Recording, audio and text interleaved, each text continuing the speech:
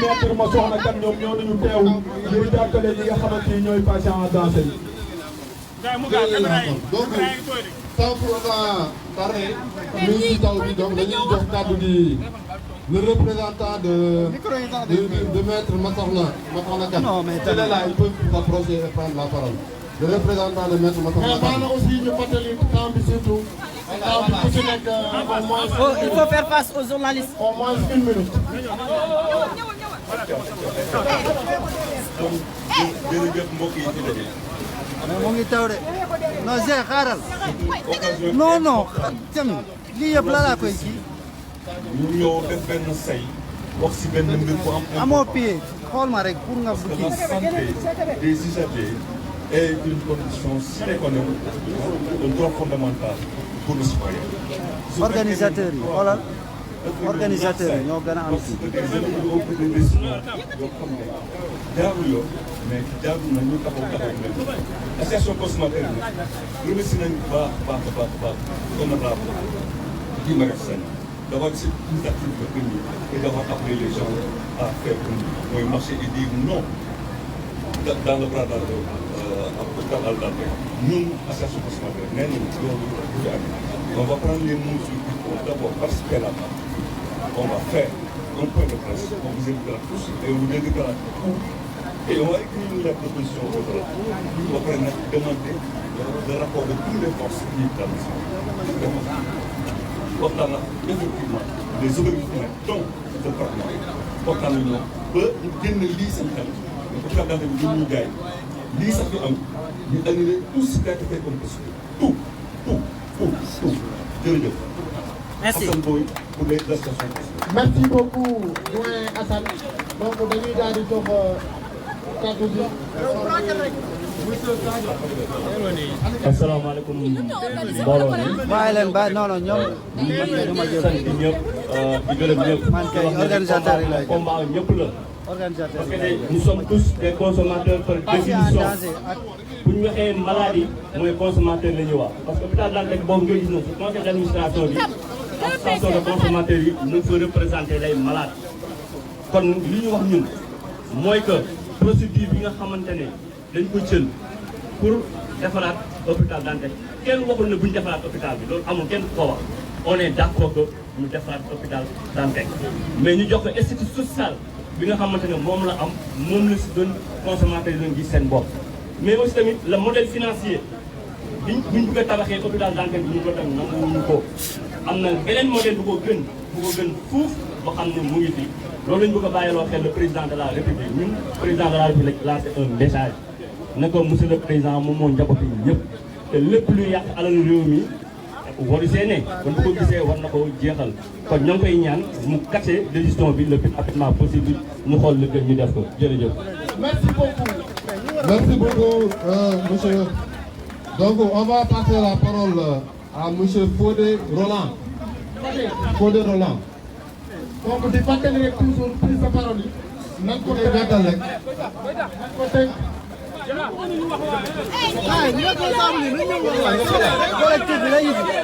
Voilà, d'accord. Donc, on va donner la parole à monsieur Abdoulaye John. S'il Fodé Roland n'est pas là. Monsieur Abdoulaye John. Voilà, président du collectif et du sauvegarde de l'hôpital Aristide Le Dantec. xaaral lii moo am important. asalaamaaleykum camarades, salut camarades, encore une fois wanete ngeen seen bopp mbéjum kanam borom moo koy fajal. Encore une fois dañ leen di sant di leen gërëm lii day wane seen détermination seen poste lii day wane seen patriotisme ngeen xam ne hôpital Aristide patrimoine la askan bee ko moom du ma tay di ko ñu koy fajoo ñëpp seen loxo jotul seen gaar ñun ñëpp d'accord nañ ne hôpital bi dañ ko war a tabaxaat parce que dafa màgget waaye tabaxaat bi diil da cee nekk waaw mën nañ ko tuddee diil parce que day loo xam ne waxtaanee wuñ ko 6 hectares la ñu am ñu bëgg a jaay 3 hectares yi tabaxee ko ci yeneen 3 hectares loolu xel sax nanguwu ko parce que santé day dox day évoluer fii 2 ans 3 ans fii 2 ans 4 ans dañuy soxla hectares yooyu donc lu tax ñu koy jaay te hôpital Aristide Le Dantec rek la ñuy gis ñu jaay ay hectares am président président tabax na fi hôpital yu bëri te jaayul ay hectares pourquoi mu ñëw Aristide bëgg fee jaay ay hectares parce que géej gi fi nekk géej gi lañ soxla suuf si lañ soxla ñun pare nañ pour ñu tabaxaat hôpital mais tabaxaat nañ ko toog ñu waxtaane ko waxtaane bi mooy ne la mooy ne sooru personnel bi moment bi may wax ak yow le sort du personnel n'est pas encore réglé loolu xel nanguwu ko booy tabax defe naa ci sort personnel bi la ñu waroon njëkkee lii nag day wane ne détermination bi askan bi am peuple bi am ko war a xeex ak état bi ko xamal ne hôpital Aristide Le Dantec askanu néew di doole yee ko moom lii nag c'est un début dañoo bëgg di ko yaatal chaque jour ñu def benn quartier def fa une manifestation dinañ dem Guédiawaye dinañ dem fépp ci Sénégal chaque jour ñu koy def chaque samedi dimanche ñu koy def manifestation pour ñëpp xam ne hôpital Aristide Le Dantec symbole la patrimoine la askan bee ko moom te bu ngeen askan bi dañuy dellu ci néew di doole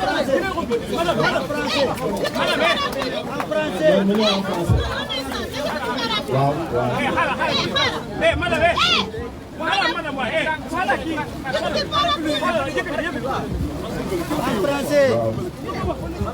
comme vous le savez, le président de la République avait décidé de reconstruire l'hôpital Aristide Le Dantec. Que nous saluons, parce que nous savons tous que les bâtiments sont vétus. L'hôpital Aristide Le Dantec date de 112 ans.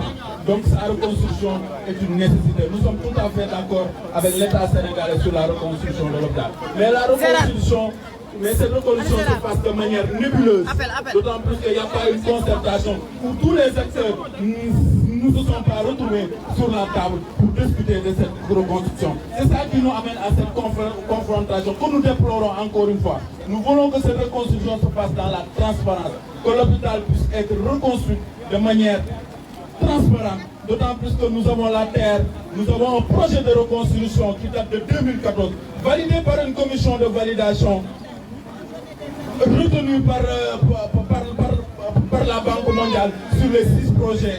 Donc je pense que, encore une fois, pour résumer, nous avons la terre, nous avons un projet de reconstruction, nous avons même un promoteur, le financement est déjà disponible. Il y a 92 millions sur la table. Donc dès demain, si l'État donne son feu vert, le promoteur peut commencer les travaux. Donc encore une fois, nous lançons un appel à l'État. La reconstruction ne doit pas nous diviser. Ce pays nous appartient, ça appartient à tous les Sénégalais. Donc cette reconstruction doit se faire dans la concertation, que tous les acteurs se retrouvent sur une table pour qu'on puisse discuter de cette reconstruction. Encore une fois, le sort du personnel n'est pas encore réglé. Au moment où je vous parle, le sort du personnel n'est pas encore réglé. C'est anormal, inacceptable. Donc encore une fois, nous lançons un appel sur le président, sur le sort du personnel, qui devait être réglé depuis très longtemps. Donc encore une fois, nous remercions tous les camarades ici présents. Ça prouve encore une fois la détermination. Nous ne reculerons pas tant que cette reconstruction ne se passe pas dans la transparence. Merci beaucoup.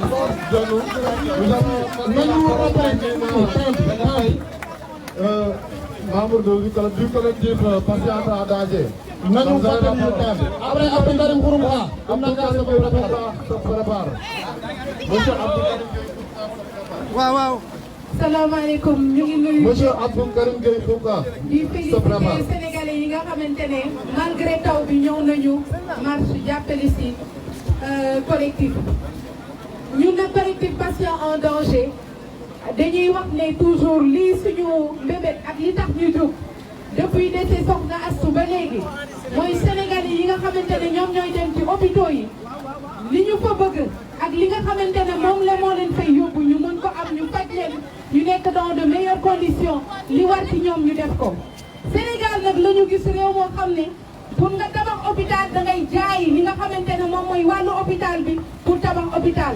gëm nañ ne Sénégal am nañu ressources yoo xamante ne war nañoo mën a may ñu tabax ci 6 hectares hôpital boo xamante ne hôpital bu mucc ayib la Sénégal yi di ci dem service yi ci soxla yëpp ñu mën ko am ñu faj leen dans de meilleures conditions avec un plateau technique relevé avec un niveau boo xamante ne suñu mbokk yi suñu maam suñu rakk yi suñu yaay yi suñu ñëpp ñi nga xam ne ñoo nekk Sénégal di ñëw ci hôpital di faj yu nekk 69% de la population di ñëw la Dantec du ñu soxlee pour ñenn ñi ñuy génn réew mi pour faju wala ñu leen di ketal wala ñu leen di defal ay cotisation pour ñu faju gëm nañ ne lii solution bi mooy soxlawuñu jaay 3 hectares parce que des Sénégalais ont les possibilités d'investir tabax hôpital bi personnel bi ñu mën a am li nga xamante ne moom mooy seen liggéey ñu préserver ko nous solidarisons avec tous les contractuels, avec toutes les personnes qui ont été impactées, qui sont impactées par la fermeture de l'hôpital,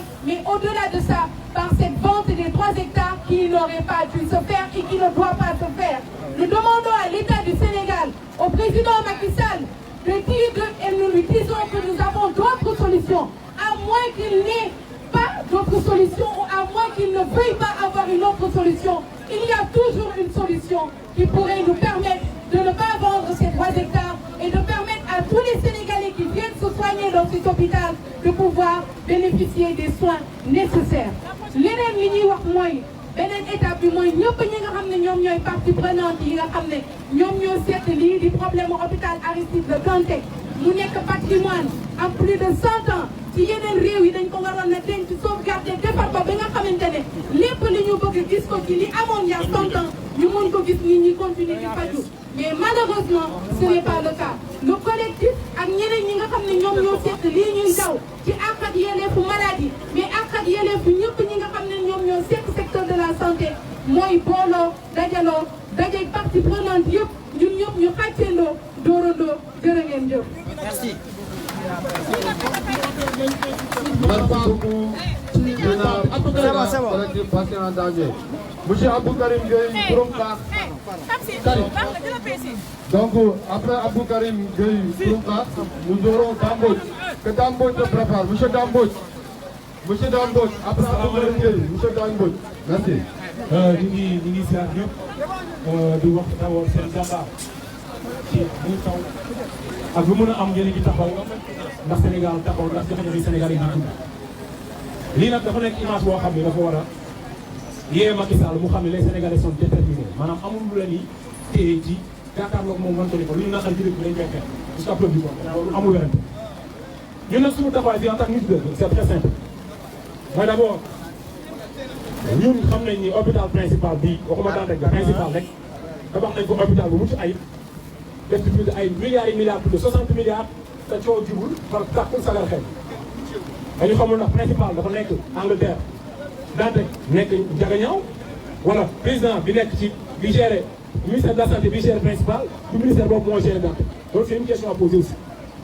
beneen bi mooy c'est-à-dire dafa am plan bi nga am projet bi njëkkoon nga xam ne Sénégalais yi ñoom ñoo amoon seen projet boobu bi jiitu woon dafa am phasage fa la ñëpp toll léegi si àdduna bi fa la nit ñi toll ci liggéey surtout ñu mel ay hôpitaux phasage pour ñi nga xam ne xamuñu luy phasage booy liggéey da ngay def par service ñii taxaw fii nga tabax fii ñii tabax fii hôpital bi kenn du génn mooy comme li ñu def principal.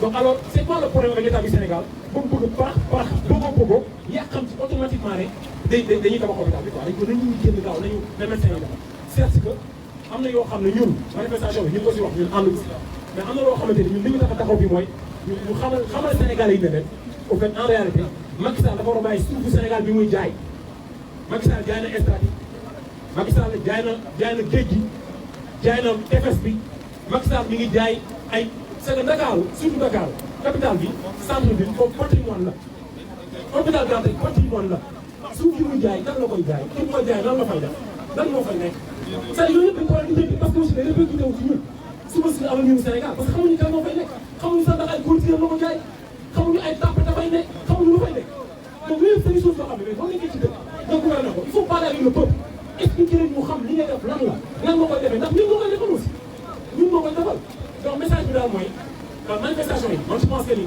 war mu arrêté dañ ko war di surtout tey ak nawet bi nii ñu continuer ñu incité bu baax a baax taxaw teewlu xamal opinion nationale et internationale ak sénégalais ñëpp génn ba hôpital Dantec si boppam personnel bi déjà ñu teg leen fu wóor te leen si condition yu baax xam nga fay leen seen salaire yi durant projet bi yëpp bi nga xam ne ñu ngi koy liggéey ci 18 mois yi maanaam bu fekkee mu ta ñaar te suufu Dantec gi kenn du ko jaay jërë ngeen jëf Merci beaucoup Karim. Donc nous allons passer la parole à Dambodj. Donc nous insistons toujours sur le débat. Cheikh Seck se rapproche. Cheikh Seck se prépare. Après Dambodj. Donc vous avez la parole.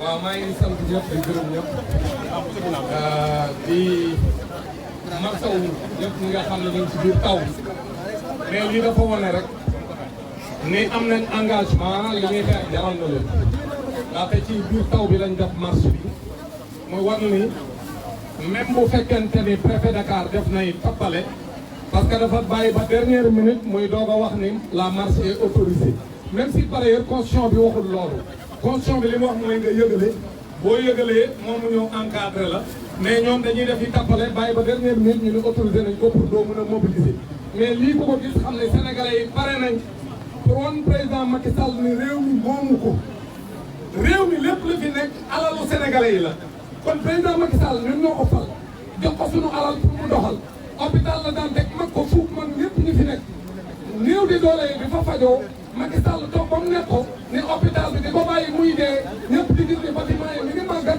Macky Sall du ci jéem dara bàyyi ba mu nekk ko mu ni non hôpital bi dee na dañ koy defaraat ñu ne ko kon aywa ñun am benn projet d'établissement bu fa nekkoon boo xam ne 100 milliards mënoon na ko état Sénégal du ci def dërëmam ñu tabaxaat ko ñi nga xam ñoo ko doon fajoo kon na fa fajoo te kenn du génn personnel bi kenn du dem Macky Sall dem jël sunu alal dem wanteer ko ay doxandéem dem jël sunuy milliards parce que li mu déclaré ni 30 milliards la ëpp na ko parce que foofu la valeur vénale mi ngi ci mètre carré bu nekk mi ngi jar 2 millions 500 donc suñu ko jaayee mi ngi ci 75 milliards Macky Sall sàcc sunu alal ànd ak ñi mu àndal nekk ci bëgg Sénégalais yi dee parce que ku tëj hôpital mooy dee leen surtout hôpital boobu ña fay fajoo amuñu doole kon président Macky Sall dañoo bëgg a leeral Sénégalais yi ni ci li mu nekk moom la mos a nekk depuis 2012 Macky Sall nekkalu fi Sénégalais yi Macky Sall boppam la fi nekk ak France Macky Sall mi ngi fi nekk pour ñu rey Sénégalais yi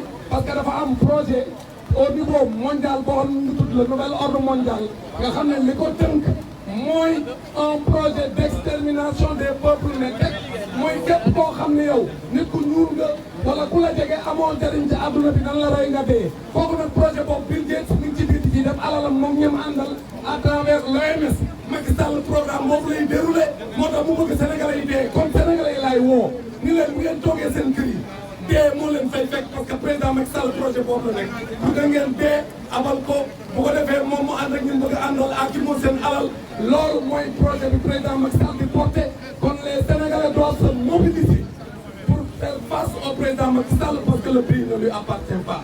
Tout ce qu'il y a dans ce pays appartient aux Sénégalais. Et le Sénégal est un État souverain. Ça nous appartient, on ne doit pas accepter la dictature du président Macky Sall. Donc nous appelons les Sénégalais et les Sénégalais à venir massivement se joindre à la lutte pour que d'abord cet hôpital-là ne soit pas fermé et qu'on ne vende pas les 3 hectares et qu'on déroule le projet d'établissement qui avait été concocté par les Sénégalais pour ne pas brader notre patrimoine. Ça, c'est la première chose et que les Sénégalais comprennent que le président Macky Sall est en train de dérouler un programme mondial, le nouvel ordre mondial à travers les Illuminati.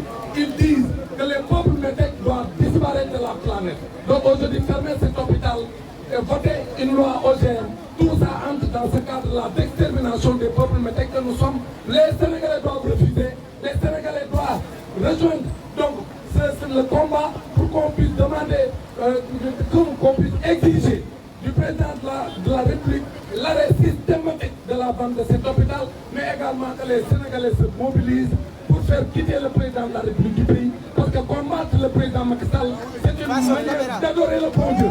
Celui qui combat le président Macky Sall, il est en train de combattre pour sa religion, il est en train de combattre pour son pays. Donc les Sénégalais doivent se mobiliser pour que le président Macky Sall quitte ce pays, parce qu'il n'est pas là pour défendre nos intérêts. Merci beaucoup. Merci beaucoup. Nous allons donner la parole à Thiesek, secrétaire général national du syndicat des travailleurs de la santé et du secteur social. Merci camarades, maa ngi leen di nuyu yéen ñëpp. Et que M. Guy Marius Sagna se rapproche. M. Guy Marius Sagna. De la Fédération des syndicats de la santé, dont le coordonnateur M. Souleymane Gouvernemani est là. C'est pour vous montrer que le problème de l'hôpital de Dantec n'est plus le problème uniquement des travailleurs de l'hôpital de Dantec. Parce qu'on a vu les camarades John et les autres se battre pour les travailleurs. Mais ça sera un problème d'envergure nationale, comme on l'avait fait à Louga dans le cadre d'une forte mobilisation. Et attendez-vous dans les jours à venir à des actions beaucoup plus rudes qui ne concerneront pas uniquement l'hôpital de Dantec, mais l'ensemble du territoire national, que ce soit dans les zones opérationnelles, que ce soit au niveau des établissements publics de santé.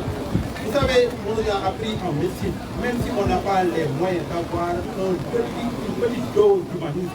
Malheureusement, dans cette affaire, il n'y a pas d'humanisme. Comment on peut concevoir avoir un projet d'une grande envergure sans pour autant prendre en compte l'impact sur le plan environnemental, mais surtout l'impact sur le plan social. Si je parle de l'impact sur le plan social, c'est par rapport aux malades. On avait la possibilité d'arrêter de donner les rendez-vous au moins 6 mois à l'avance, en attendant que des malades chroniques, parce qu'il y a des services où le traitement, la prise en charge de ces malades peut durer jusqu'à 3 ou 4 mois, et parfois même 5 mois. Cela n'a pas été fait.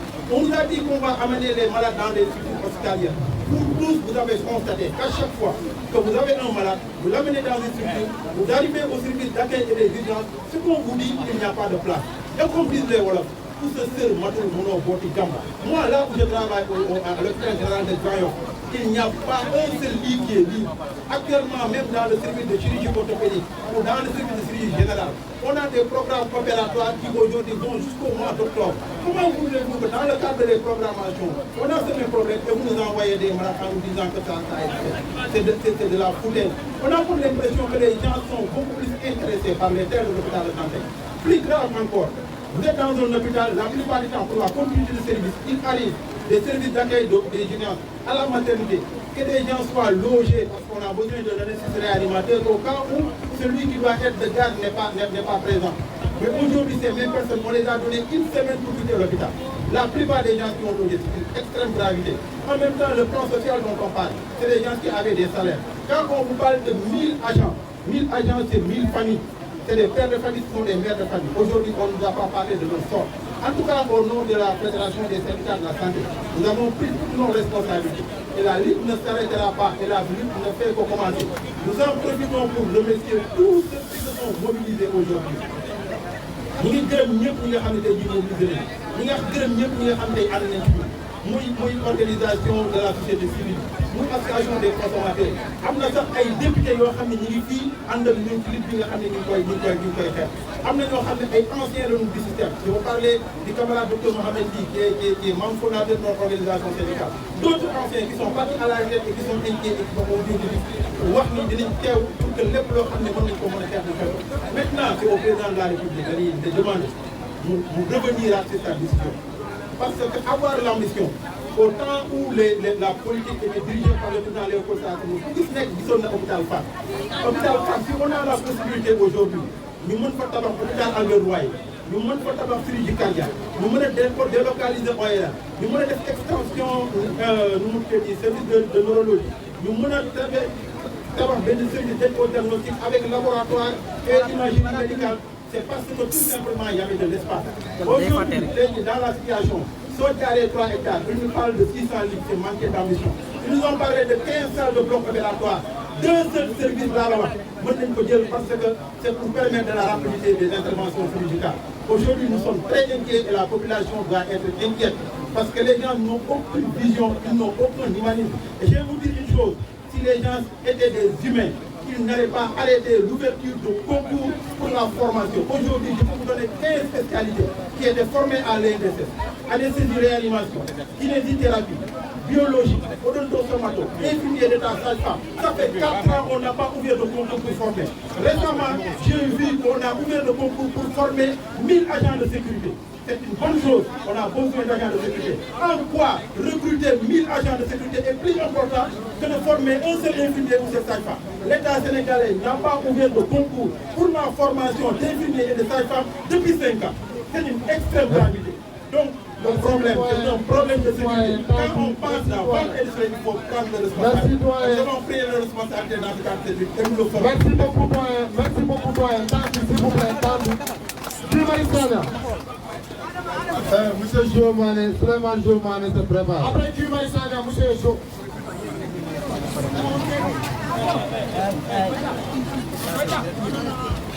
mbokk yi maa ngi leen di nuyu yéen ñëpp ci seen tur ak seen sant di am mbégte loolu nekk fii tey ak yéen ci doxu ñaxtu bi nga xam ne li ko waral ñun ñëpp xam nañ ko.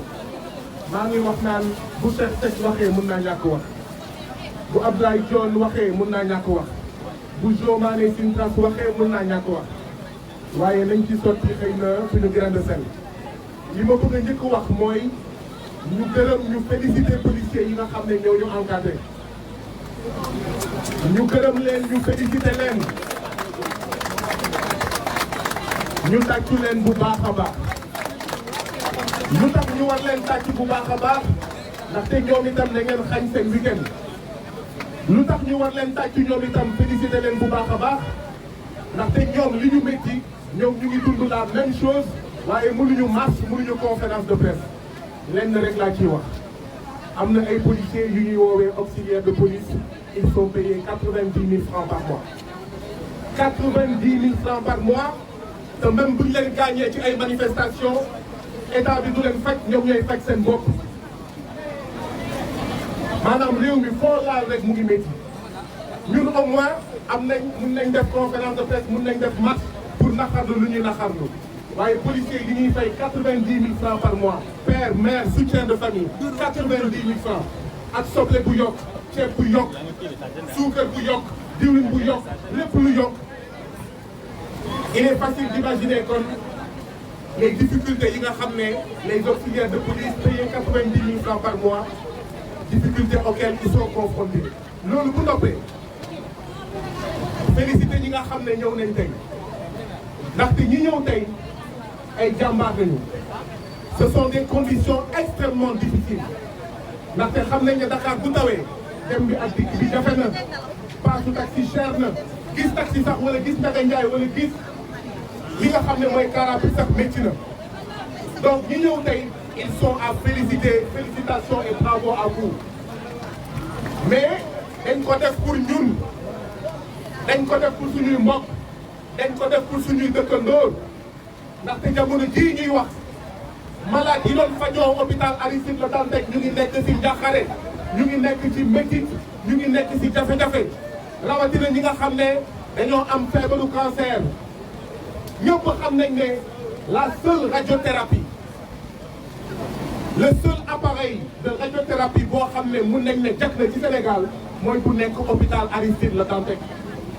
or appareil boobu boo ko déboulonné hôpital Aristide Le Dantec nous avons 98 voire 99% de chance à ce que cet appareil ne fonctionne plus xaw ma ndax yaa ngi di fàttaliku appareil bi bu ñu ko jëndee yàggul xaw ma ndax yaa ngi di fàttaliku dafa amoon appareil radiothérapie hôpital Dantec muy panne di panne di panne di panne ñu xeex ba état jënd appareil bu bees waaw xanaa ñii bi ñuy jënd appareil radiothérapie bu bees di ko installé foofu xanaa xamuñu woon ne dans 2 ans dans 3 ans dañuy déménager ak hôpital Aristide Le Dantec les derniers travaux effectués à l'hôpital Aristide Le Dantec c'était dans l'année 2022 bu ngeen demee hôpital Aristide Le Dantec da ngeen di gis ne jusqu'en 2022 il y a eu des travaux mais xanaa ceux qui ont permis ces travaux là te travaux yi dañ jël xaalis xanaa xamuñu woon ne en 2022